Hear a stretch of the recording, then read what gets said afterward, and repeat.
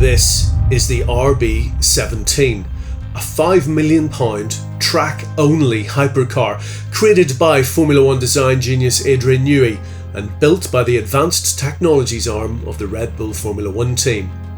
And while Newey is definitely leaving Red Bull at the end of the 2024 season, he confirmed to Top Gear that whatever he does next, a contract exists that ensures he'll bring the RB17 to fruition. Now, here's the man himself to tell us all about it. Adrian, it's wonderful to see you. And thank you to, what's this room referred to as? I mean, obviously, all your previous work here. I guess the museum, it's a sort of working museum. We've got the show bit out there, and then this is the bit where the cars are already stored. And it gives us a great opportunity. So it's the RB17. The name, first of all, let's start a little bit about that. So it was because of COVID interruptions or something, yeah? Exactly right. So the new rules for what was going to be 2021 were issued in kind of back end of 2019. So teams started working on the 21 regulations in 2020, and obviously COVID struck. There's the compulsory factory shutdown for all teams for almost 3 months, at which point, of course, there wasn't enough time to design a new car for 21. So the regulations changed to say that we had to run an evolution of the 20 car and 21, which was the 16B for us. And so it meant that the car we had been working on, RB17, was stillborn. And it actually, the timing also worked out because I rather kind of foolishly gave myself a very busy 2021 in as much as I did the first drawing for this in January. But at the same time, we then had the development programme for the 16B through the season, because we had that very tight championship battle with Lewis and Mercedes. And of course, we were working on the research and design for the brand new car for 22. So I've got to ask you, the gestation for this. I mean, I'm thinking you must have been thinking about something along these lines way back. I mean, how far back? Even to the very early days of your career? Had you always thought, I would like to do the ultimate road/track car? Yes, I suppose it was about 2010 or so, maybe a little bit later, I can't remember then. Sony PlayStation approached me just before Christmas and said, would I be interested in designing a no-rules Formula One car? And that particular Christmas we went to Switzerland skiing, but the snow was poor, so I was kind of a bit bored sitting around in the chalet. And so I started that sketching what became the PlayStation X1. And so I always had that in the back of my mind. Tell me about the powertrain, the chassis, and the intent behind it. I think the intent's the most important bit to start with. And the intent really was to create a car that was capable of Formula One lap times, but at the same time be accessible to people, and for two people at that. So that if you're a driver that would like a coach, then you can have a coach in the passenger seat. So share the experience, share the joy of the car, and try to make the car really accessible and adaptable. So those were kind of the fundamental keys. Then you say, okay, well, what else would you like from the car? My belief is cars of this level should also be art pieces, really, that you treat literally as a piece of art, a sculpture. See, that fascinates me. I assumed that the science part of this was just going to predominate, and that how it looks, which is amazing, obviously, is some way certainly secondary and maybe quite a long way behind. But actually, people buy these things because they look super cool, don't they? In my career, which has always been performance orientated, when it comes to the aerodynamics, then you have to go with what makes the fastest car. Stopwatch is always the master. With this, I wanted it to be a bit more kind of a rounded product in terms of the looks, the sound, and of course the driving experience, and as I mentioned, the range of accessibility. Can you tell me what engine it will be? It's obviously, this is a static model. Yeah. It doesn't have that yet, but what are we talking? So it's a V10, naturally aspirated, 15,000 RPM, 1,000 horsepower. The roots of the engine was in discussion with our Powertrains division, newly formed, as to kind of what we could do, how we could achieve it, and then from there we took that and worked with Cosworth, and so they are then taken, if you like, our specification for what we wanted to achieve and gone off and done the rest of the research and the detail. And it's been running as a single for a while. Blocks are now being cast, and they will be starting to build up the first real engine shortly. This one was kind of really focusing even more on weight. So the Valkyrie engine was 200 kilos. This will be 150 kilo engine. So it's what size is it? What capacity? It's only 4.5. 4.5 litre V10, revving to 15,000 RPM. Yeah.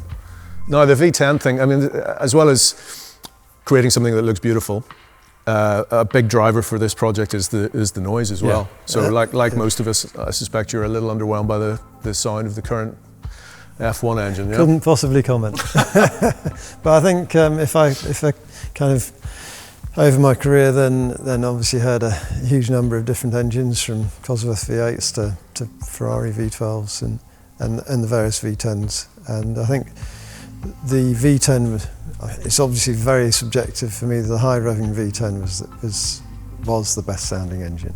But it does have an E-motor. It does have an E-motor. And the E-motor, that's really a development of what we did with Valkyrie, which it fulfills quite a few functions.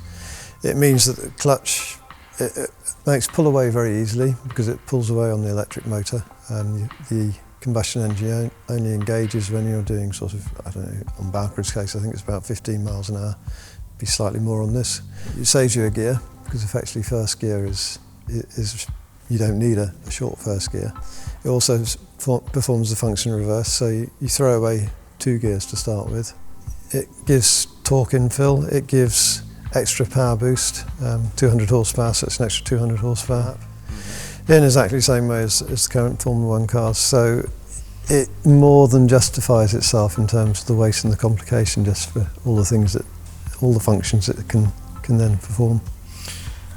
And the other great thing about this car is that there are no rules. Part of your reputation, Adrian, is built on the fact that you see things, not necessarily loopholes, but opportunities in the rules. Yeah. And that's where your winning often comes from. Yeah. So how is it doing a car where you go, can do what I want?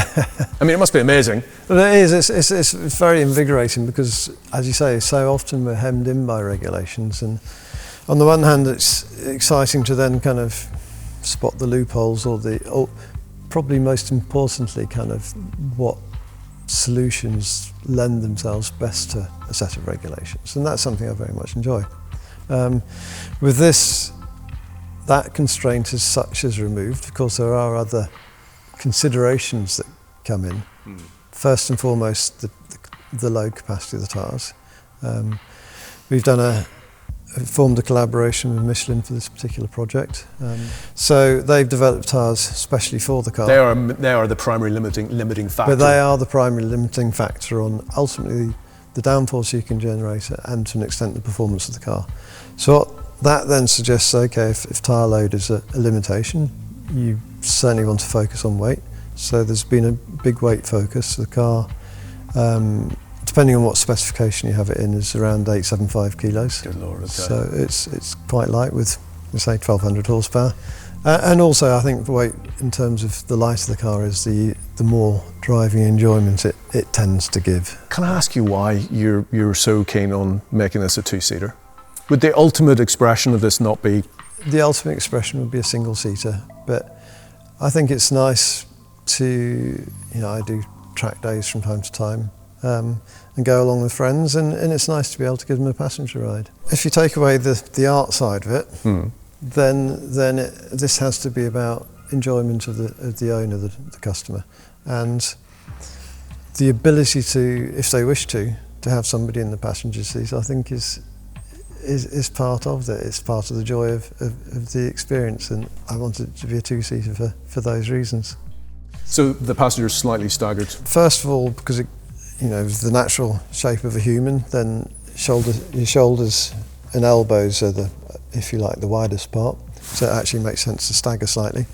It also, the elbows in particular, if you're sitting kind of side by side and the driver's got his elbows out slightly, then it tends to be getting in the way of the passenger, and the driver might be worried that the passenger's elbows are going to get in the way as well. So just a small amount of stagger gets rid of all those problems.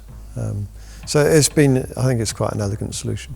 The car does have some luggage space in the front, so it's got space for 2 sets of overalls. It's in front of the rear wheels, there's space for a helmet on each side. So just practicality, if you want to throw your stuff in before it goes to circuit, then you can. Cup holders?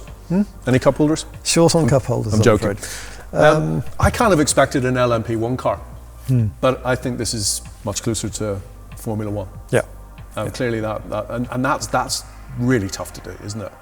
Yeah, so I mean, my experience recently, apart from Valkyrie, has all been Formula One, obviously. And some of the aerodynamic solutions we have in Formula One, particularly kind of the side pod shape. Yeah. Exactly. Then this area here, that area there, and the porosity that creates past the rear wheel is something that aerodynamically is I think a very good feature. So it made sense to integrate for that to be part of the car. Of course, a Formula One car, then you have a completely separate rear wheel. So then it's the problem. Okay, having done this downwashing side pod, how do you integrate the rear fender? Which obviously this has been our solution. And it is, what I should say is that this car, this model, is a point in time. We have developed the car in CAD, got it to a point, and then made a full-size model like this. That was, I can't remember now, probably about last April. What we then did was using what's called augmented reality, which is VR goggles, but you can still see the room. So you can see the car, the virtual car. And in this case, what we did is put the real first model in a room, and then put whichever version we were working on in VR next to it. So then, and that gives you a sense of scale and proportion and everything else, which is nice. So from that, we started to develop what became this. So this is actually a point in time last September. So it's already moved on quite a bit from what you see here. Oh, you must drive your people crazy. Yeah. Well, that's. Will it ever be finished? It has to be finished at some point. So the car's now developed quite a lot from this. It's a bit smaller in length and width. Oh, really? Yeah, we just felt it was a little bit on the large side. It's just over 5 metres long, yeah? 2 metres wide. The final car is, I'm not sure if I'm allowed to say this, I think I am. It's almost exactly the same footprint in terms of length and width as a Aston Martin DBX. Okay. So it's not as small as a Valkyrie, but equally it's not a big car.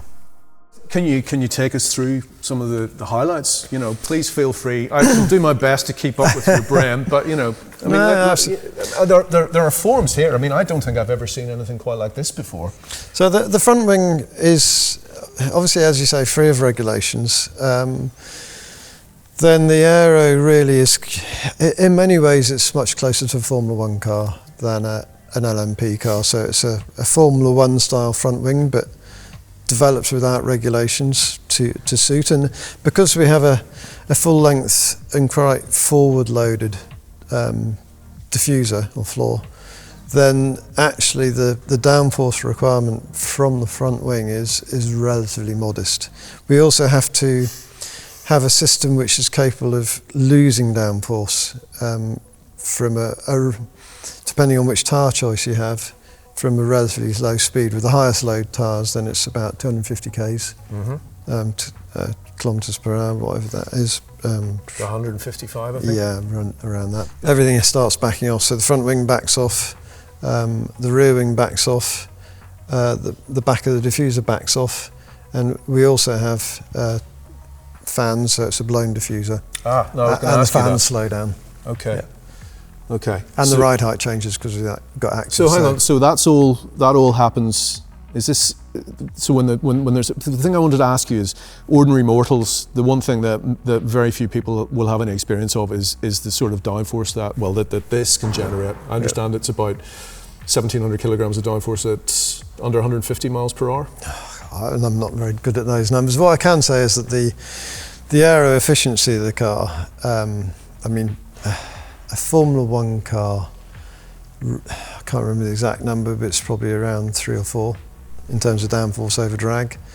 I think some of the LMP cars before they got clipped, so the end of the last generation, were up around 6 or 7. I'm not exactly sure, somewhere around there. This depending on the condition and the speed is 16. Okay. So it's when you know, something like a commercial aircraft now, it's not a long way off aircraft levels of efficiency, which is, as far as I know, completely uncharted territory for Good Lord. And then we'll have 3 levels of tyre choice. What's called a Michelin Confidential tyre, which is the highest grip, a little bit more peaky in its operation. So, as you say, if the car does start to slide, you've probably got to be quite quick to sort it out. To if you like, the standard Michelin slick, which will have a much broader operating window, both in terms of slip angle and temperature. So it'll be a easier tyre to drive. And then a treaded tyre, more like a road tyre, which offers a further step in that direction again, if you like, of less grip but bigger board bandwidth. And so that then combined with the active suspension in terms of how much downforce you want to choose, how much stability you want to choose, it gives us a huge range of flexibility. Want it to be something that everybody can access within reasonable levels of experience and enjoy the car. And you know, I've driven a huge variety of cars over the years. I do a bit of historic racing. Yeah, I know, GT40. Yeah. Exactly, the GT40 and the E-Type and so forth. What do you enjoy? This was a question because I've been fortunate to drive a GT40 and some historic cars. Now, by any measure, they are a million miles away from this. Yeah. But there's still massive satisfaction there, isn't there? Absolutely. And that is part of the motivation for this car. Is that when I drive, say, the GT40, it's tremendously exciting. Enjoy it. It's a car that once you've got to a reasonable level of driving experience, then you can slide it around a bit and you can feel as if you're Ayrton Senna or whatever. And I wanted people to be able to kind of experience the ability to feel a car in the same way as I can feel a GT40, but also have the adrenaline and experience of what it is like to drive at up to Formula 1 levels of lap time. This will lap Silverstone as fast as a contemporary F1 car. Yeah. I mean, that's crazy, man. Yeah. The aerodynamics are really focused around getting the best performance possible as that diffuser, and so you go back to say the front wing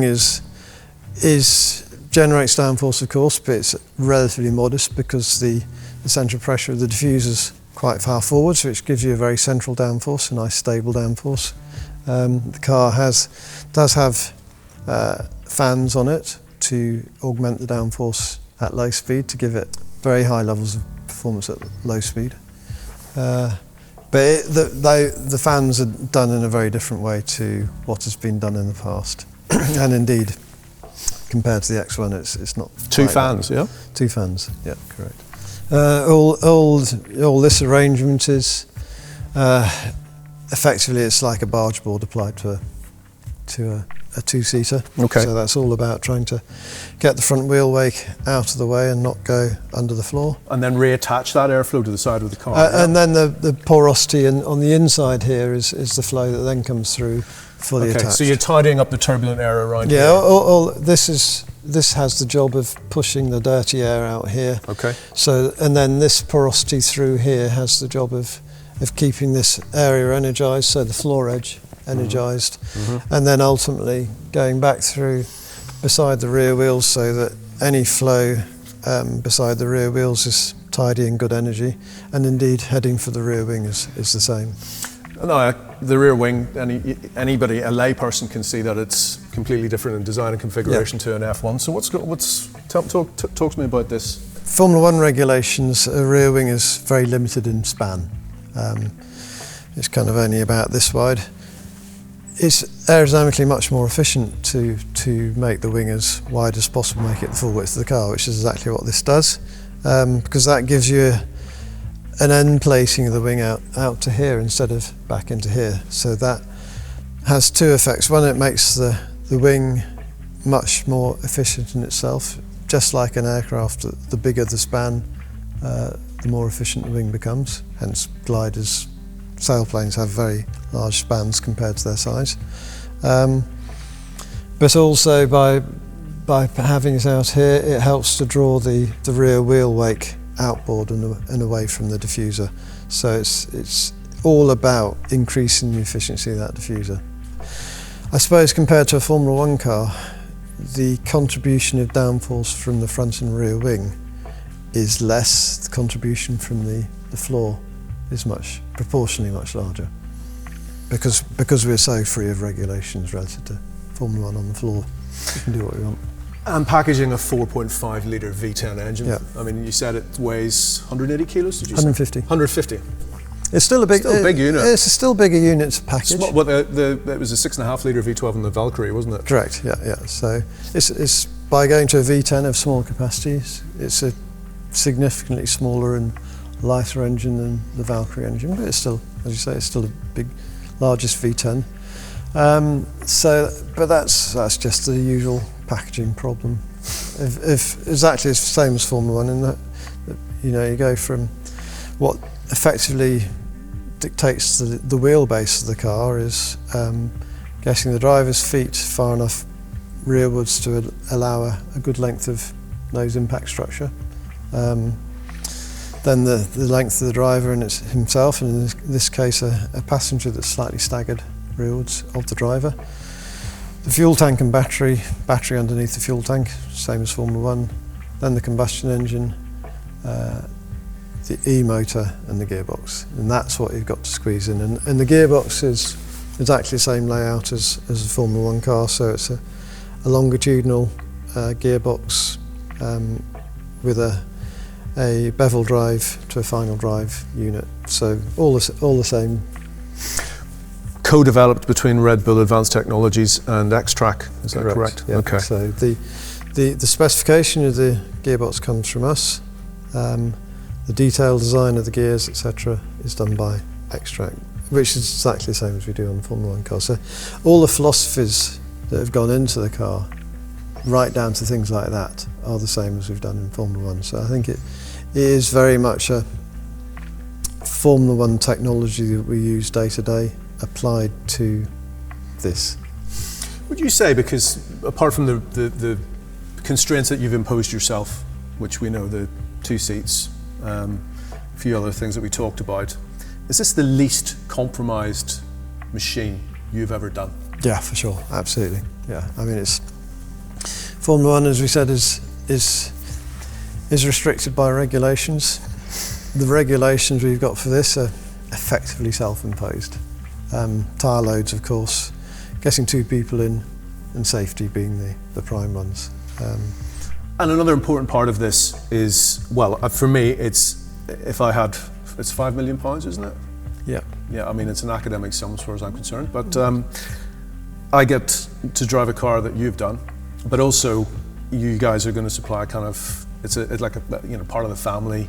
Is that an important driver of this as well? It is. It's one of the reasons for limiting it to 50 people, or 50 cars, I should say, is that first of all, if we went more than that, then we wouldn't be able to manufacture it and assemble it in the same way as we do a Formula One car. And it's going to be done here, isn't it? It'll be done here. It'll be assembled here, and it'll be assembled in the exact same way as we. The whole process from start to finish, from research to design to development to assembly, as I mentioned, it's all Formula One, and it's keen that we should have that and take that approach. The great thing about this project is it's in many ways similar to Formula One, but actually compared to Formula One in a much more stretched out timescale. So a Formula One car, typically from when you start researching a car, let's say, particularly if it's a new set of regulations which can be considered in that way, then generally speaking, in first sight of a new set of regulations, somewhere between 12 and 18 months before the car has to go to its first test. With this, as you mentioned earlier, my first sketch for it was very early, sort of over the Christmas period into January 21. So, and we're now out of the concept phase into the detailed design phase. So we've been in the concept phase, if you like, for 3 years. In Formula One, you'd be, let's say, 6 months or so. Yeah. And what that's allowed us to do is really quiz it, be self-critical, be very careful on the direction we've taken. Quite often gone off on a route, evaluated it, said no, not happy with that, changed, pursued another route. And that's been quite exciting because it's not something we normally ever have the luxury of doing. Yeah. On the interior, that's now what we're working on. So we've got we've had a seating mock-up from really quite early on to work out the ergonomics. But this stuff is, I mean, I say it like it's an afterthought. It's not. It's absolutely crucial. Being comfortable, being able to see out, being able to place absolutely, all that. Making sure that you've got a reasonably comfortable space for both the driver and the passengers. That all is part of the basic package. So we've had a seating mock-up for, I honestly can't remember, it must be 18 months now, to make sure it fulfills all that, and of course inevitably then you shuffle things around a bit to make sure all changes. So if you like, the hardware, the shape or the available structural space for the occupants is now fixed. Now it's moving into, okay, where do you put switches, the details, the ergonomics, where do you put screens, all that sort of stuff. How do you make it look nice? Again, the interior, obviously, from the sort of customer enjoyment, the interior is an important factor. So we don't want it to just look like a Spartan kind of race car. Well, I was going to ask you that. You know, there is a certain beauty in being minimal. Yeah. But equally, a lot of people expect, screens. How many screens do you have in there? Yeah. How are you on haptics? I mean, do you like physical buttons? Obviously. Physical, yeah. You absolutely. Do. Okay. I think especially on a car of this level of performance, you can't be kind of. No. You need to know straight away that. Yeah. You need a physical knob that you change. So and the interior of the car, we will then offer different options. So massage seats, Adrian. Does it have massage seats? I'm afraid it's a bit short. Well, yes, it's the car. Yes, someone did say that. Yeah, 15,000 RPM. There's a degree of massaging going on. Yeah.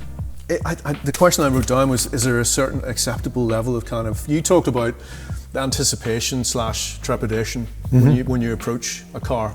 Yeah. I would say the Aston Martin Valkyrie generates a fair bit of that. Yeah. And I have driven it, and it's pretty edgy. Mm-hmm.